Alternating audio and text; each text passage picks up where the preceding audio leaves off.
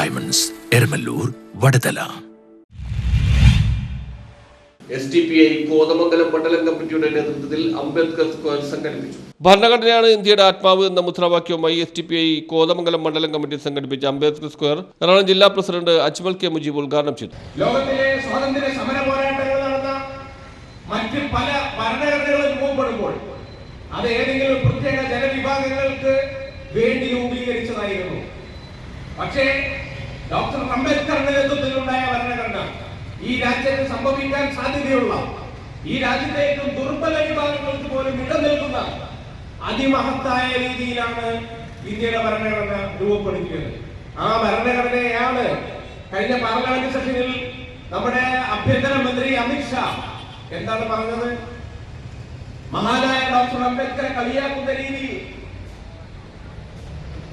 ഈ ഭരണഘടനാ ശില്പിയായ അംബേദ്കറെ രാജ്യസഭയിലെ പ്രസംഗത്തിൽ മഹത്വവൽക്കരിക്കുന്നതിന് പകരം അദ്ദേഹം ഇകഴ്ത്തി മോശക്കാരനായി ചിത്രീകരിക്കാനുള്ള ശ്രമമാണ് നടത്തിയത്.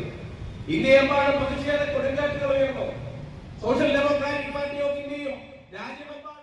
മണ്ഡലം വൈസ് പ്രസിഡന്റ് അബുലൈസ് മംഗലത്ത് അധ്യക്ഷത വഹിച്ചു. മണ്ഡലം secretary Nasaruddin K, STTU area secretary Hamza Nellikkuyi, Abid Thangal എന്നിവർ സംസാരിച്ചു. മണ്ഡലം ജോയിന്റ് സെക്രട്ടറി അലി സ്വാഗതവും നൌഷാദ് പാരിപ്ര നന്ദിയും പറഞ്ഞു. News bureau, Kothamangalam.